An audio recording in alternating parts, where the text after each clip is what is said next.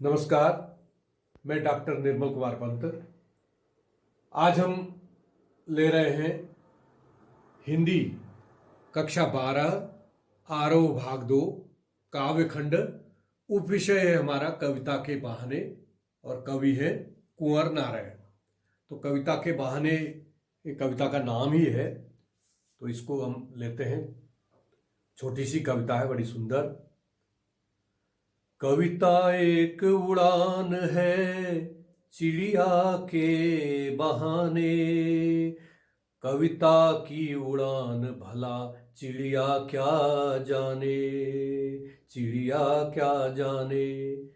बाहर भीतर इस घर उस घर, कविता के पंख लगा उड़ने के माने, चिड़िया क्या जाने। कविता एक खिलना है, कविता एक खिलना है फूलों के बहाने, कविता का खिलना भला फूल क्या जाने।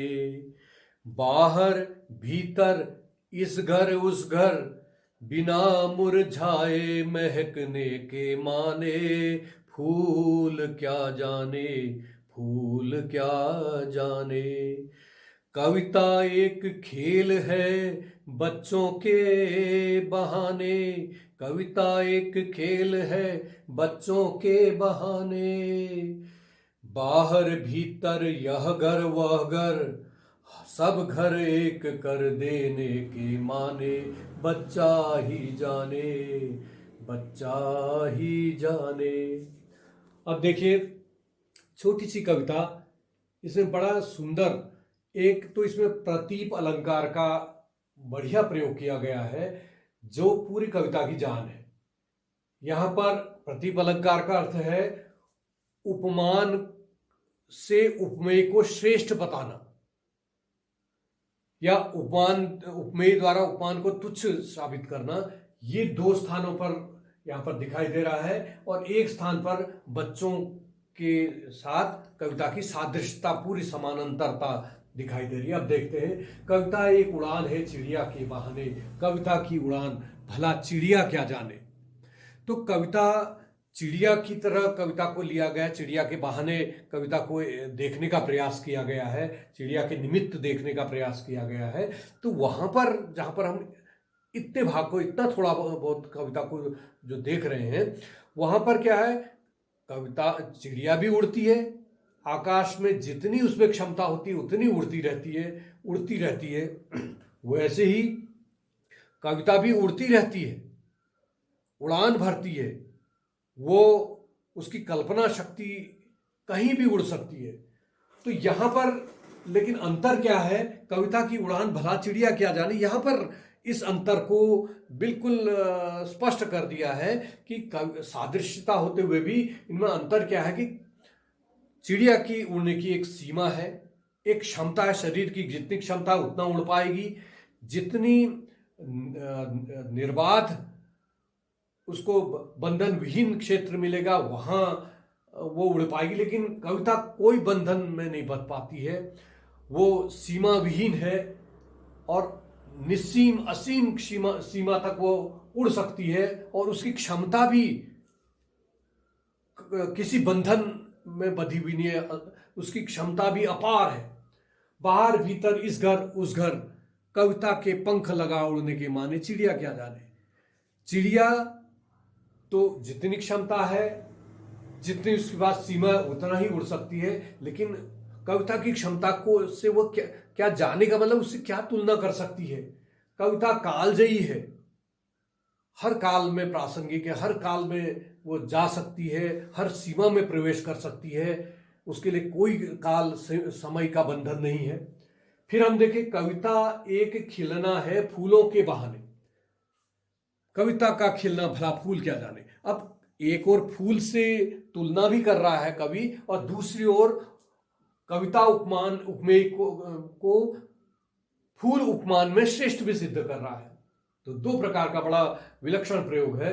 कविता का खिलना एक खिलना है फूलों के बहाने, तो कविता को फूलों की निमित्त, फूलों के बहाने या फूलों की दृष्टिकोण से देखने का प्रयास करता है कवि। तो वहां पर कहता है कि कविता फूलों की तरह महकती है, खिलती है और सबको सुवासित करती है, अपने परिवेश के सभी को वो आनंदित करती है। लेकिन फिर वो कह रहा कि फूल तो एक सीमा में, एक क्षेत्र विशेष में ही खिलते हैं, एक बगीचे विशेष में ही खिल करके उस क्षेत्र विशेष को ही महकाते हैं, दर्शन देखने वालों को आनंदित करते हैं। लेकिन कुछ समय बाद वो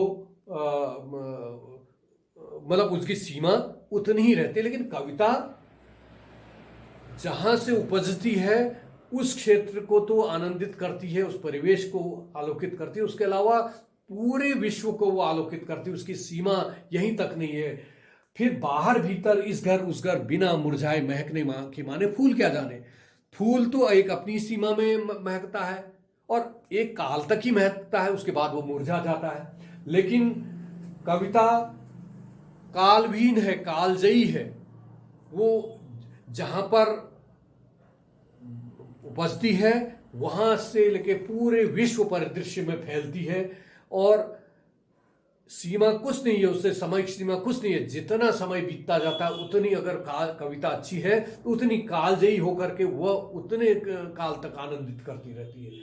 फिर कवि कहता है कविता एक खेल है बच्चों के बहाने, बच्चों से सादृश्यता स्थापित करता है। कविता एक खेल है बच्चों के बहाने। अब पूरे तरह बच्चों की तरह देख रहा है कवि, और यहां पर वो प्रतीप अलंकार का प्रयोग नहीं कर रहा है।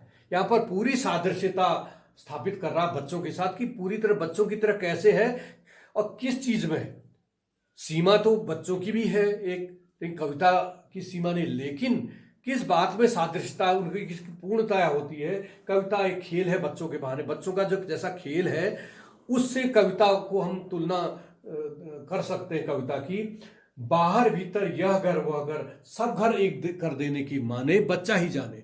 बाहर भीतर यह घर वह घर मतलब अंतर, बाहर भीतर मतलब कि अंतरतम में, हृदय के अंतर में और पूरे विश्व में, जगत में। जिस प्रकार बच्चे का कोई वैरी नहीं होता है, जो बच्चे के सामने जैसा दिखाई देता है, जिस रूप में दिखाई देता है, जैसा उसके साथ व्यवहार करता है, वही उसका प्रतिदर्श होता है बच्चे के लिए। बच्चा उससे अधिक नहीं सोचता है। और कविता कुछ जैसा दिखता है अंदर बाहर, अब कविता का यहां पर थोड़ा क्षेत्र व्यापक हो जाता है, अंदर बाहर जैसा कविता कवि को दिखता है वो वैसा ही वर्णित करता है, किसी पर पक्षपात नहीं करता है। वैसा ही बच्चा भी इस घर से उस घर तक जाता है, बच्चों के साथ खेलता है, किसी अमीर गरीब या छोटा बड़ा या काला गोरा या किसी अन्य किस्म का भेद बच्चा अपने मन में स्थापित नहीं करता है। पूर्णतया वो रम जाता है अपने बच्चों के साथ। वैसा कवि भी न्याय करता है। इस जगत में जैसा वो देखता है दर्पण की तरह, वैसा ही वो प्रतिबिंबित करता है। तो यहाँ पर इस बड़े सुंदर भाव वाली ये कविता हमने देखी।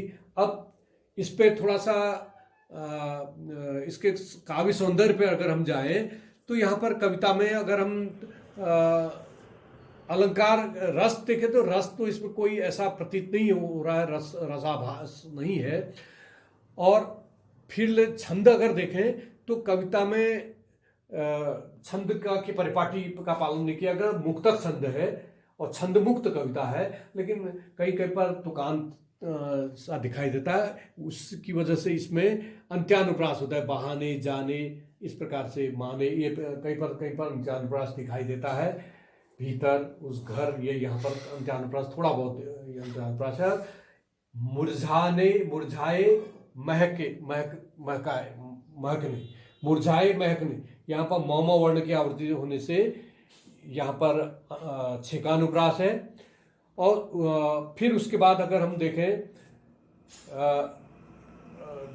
इसमें उपमान का बड़ा सुंदर प्रयोग है। यहाँ अलंकार देखें, अलंकार एक अलंकार और प्रतीप अलंकार। प्रतीप अलंकार का मतलब है कि उपमेय को उपमान से गुणों में श्रेष्ठ कर देना, ये प्रतीप अलंकार रहता है। यहाँ पर कविता उपमेय है और चिड़िया और फूल ये उपमान है। तो कविता को कुछ गुणों में फूल और चिड़िया से श्रेष्ठ बताया गया, तो यहाँ पर प्रतीप अलंकार है। उसके बाद हम प्रश्नोत्तर देखते हैं। कविता में सब घर एक कर देने के माने से क्या अभिप्राय है।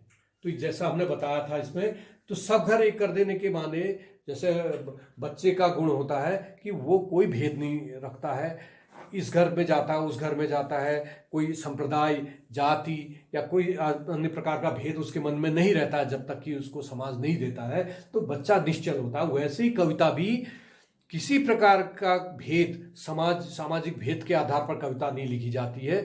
वो जैसा दिखाई देता है, उसे जो जैसा दिखाई देता है वैसा रूप वो स्थापित करती है। तो दूसरा प्रश्न में हम आते हैं, उड़ने और खिलने का कविता से क्या संबंध हो सकता है। अब उड़ने और खिलने का जहां तक प्रश्न है कविता के विषय में, तो पक्षी की तरह, चिड़िया की तरह वो उड़ सकती है, यानी कि अपनी उड़ान भर सकती है, वो कहीं तक भी मतलब वो जा सकती है, उसमें उड़ने की क्षमता, यानी कि वो एक ही क्षेत्र में सीमित रहकर नहीं रहती है, वो अंदर बाहर कहीं भी जा सकती है, उसके लिए कोई सीमा नहीं है। और खिलने का अभिप्राय है कि फूल जिस प्रकार खिलता है और महकता है और आनंदित करता है देखने में भी, वैसे ही कविता पढ़ने में, सुनने में, उसका रस का भाव ग्रहण करने में पाठकों को, श्रोताओं को आनंदित करती है। तो खिलने और उड़ने का ये भाव यहाँ पर। फिर अगला प्रश्न, तीसरा प्रश्न हम देखें, कविता और बच्चे को समानांतर रखने के क्या कारण हो सकते हैं।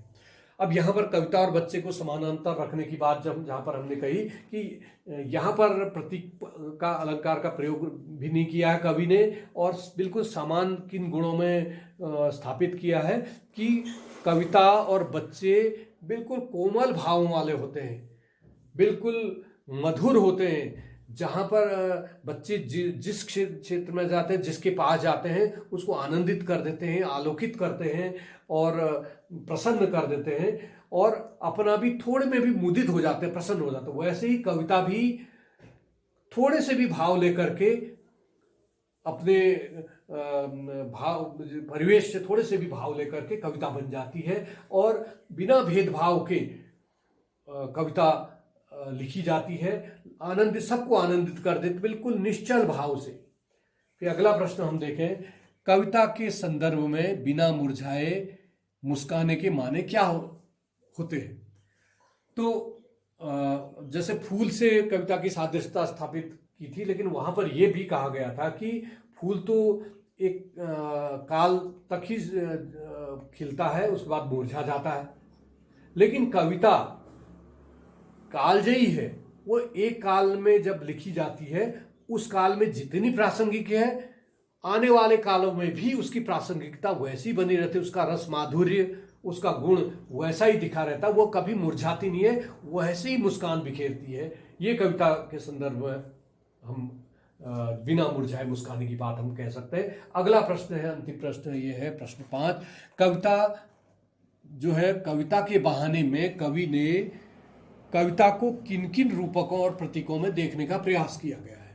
अब कविता को बड़े सुंदर रूपक, प्रतीक जो है, यहाँ पर चिड़िया, फूल, बच्चे, इन प्रतीकों के रूप में, इन उपमानों में देखने की चेष्टा की है कविता को, क्योंकि इनसे कुछ गुणों में सादृश्यता कविता की है। उड़ान में, कल्पना शक्ति की जो उड़ान होती है वो रोके नहीं रुकती है, उसमें चिड़िया से तुलना है, और आनंदित करने में, महकाने में, अपने परिवेश को आलोकित करने में फूलों से तुलना की गई है, और भोले भालेपन, निश्चलता, निष्पक्षता में बच्चों से तुलना की गई है। तो ये था हमारा पाठ कविता के बहाने। अगले पाठ हम आगे फिर लेंगे।